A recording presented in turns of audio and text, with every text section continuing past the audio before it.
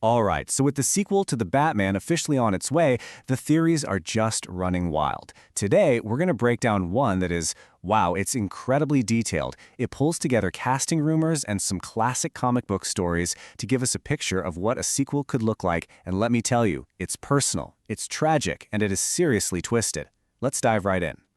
So you have to ask yourself, after the Riddler literally flooded Gotham and exposed all of its corruption, what comes next? Well, all that chaos left a massive power vacuum. This theory suggests that the next big threat won't just be some new gangster, but a villain who goes after the one person Batman has almost completely ignored, Bruce Wayne himself. Okay, so let's set the stage here. The theory goes that this whole story kicks off not in some dark alley with Batman, but under the bright lights of a courtroom. We're about to meet some new faces who are either going to save Gotham or tear it apart from the inside. So, picture this. The story opens with these huge citywide trials. The new district attorney, Harvey Dent, is just relentlessly going after every corrupt official the Riddler outed. And his number one target? Oswald Cobblepot, the Penguin, who's making his big play to become the new kingpin of crime. For the first time, maybe ever, the fight for Gotham's soul is happening in broad daylight. But you know, while everyone is glued to this courtroom drama, something else is starting to bubble up from the shadows. A completely different kind of threat. One that doesn't care about Gotham's future at all, but is obsessed with destroying Bruce Wayne's past. A new serial killer pops up, and the media dubs him the Holiday Killer. Their method is just chilling. It's so precise. One murder on every major holiday. But here's the thing. The targets are not random. Every single one of them has a connection to Wayne Enterprises, or even to Bruce's own childhood. The pattern becomes impossible to ignore. First, a murder on Christmas, then another one on Thanksgiving. Each victim is like a piece of Bruce Wayne's own history being systematically erased. That circle is just getting tighter and tighter, and the killer is getting closer and closer to him. And this leads to a horrifying moment for Bruce. You know, the penny drops. This isn't just another Gotham psycho. This is a personal campaign. And for the first time, he can't just solve this as Batman. He has to actually dig into his own forgotten life as Bruce Wayne to figure out who's doing this to him, and more importantly, why. But see, this killer's plan is so much more clever, so much more insidious than just murder. It's a full-blown assault on Bruce's identity, and it's designed to turn the whole city, maybe even his closest allies, completely against him. All of a sudden, Bruce starts hearing these impossible rumors, whispers that he was seen meeting with mob bosses, hard evidence that he signed off on corrupt deals. He starts to realize someone who looks exactly like him is out there, moving through Gotham and just systematically wrecking his reputation from the inside out. And the contrast is just jarring, right?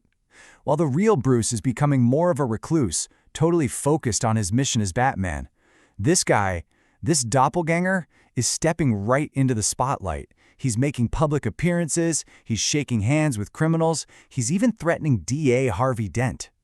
To the entire world, it looks like Bruce Wayne has become the very thing Batman fights against. And of course, who's watching all of this with just growing anger? Harvey Dent.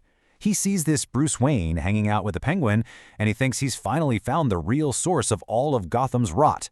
He becomes absolutely obsessed with the idea that Bruce Wayne is the city's secret, untouchable villain. So you have the murders, the impersonation, the paranoia. It's all spiraling towards this one final devastating confrontation, where the true face of the enemy is finally revealed. As Batman finally corners the Holiday Killer, he realizes something is just wrong. The killer seems to know his every move, anticipates every single tactic. It's like he's fighting his own reflection in a mirror. And then the mask comes off, and the killer, the imposter who's been ruining his life, is standing right there. And he has Bruce's face. This is not a stranger. It's Thomas Elliot, Bruce's childhood friend, a boy that Bruce thought died years and years ago. He is the master manipulator known to comic book fans as Hush.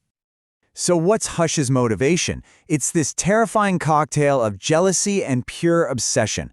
He always hated Bruce for his fortune, and in his totally twisted mind, he actually believed Bruce won when his parents died, because he inherited everything.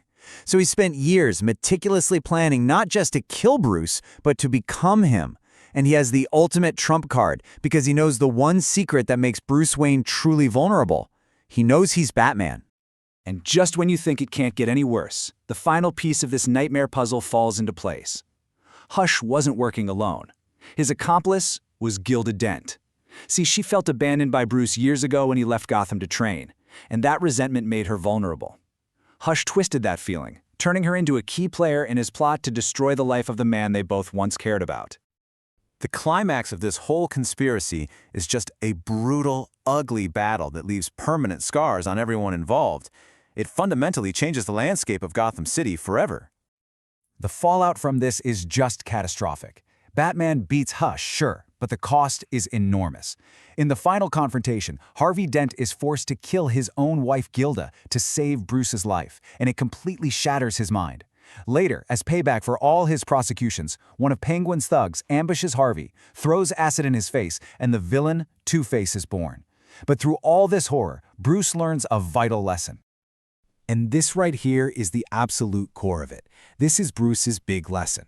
He realizes that by totally abandoning his public life, by neglecting Bruce Wayne, he left a vacuum. He created the exact weakness that Hush was able to exploit to nearly destroy him. He now knows that to truly protect his mission, he has to be Bruce Wayne by day, not just Batman by night. So this theory leaves us right here. We have a Batman who's defeated a deeply personal enemy, but he did it at the cost of one of his closest allies. And now, Gotham is facing the rise of a new, terrifyingly unpredictable villain in Two-Face. So the question is, did Batman's victory actually make Gotham any safer? Or did it just pave the way for an even darker chapter to begin?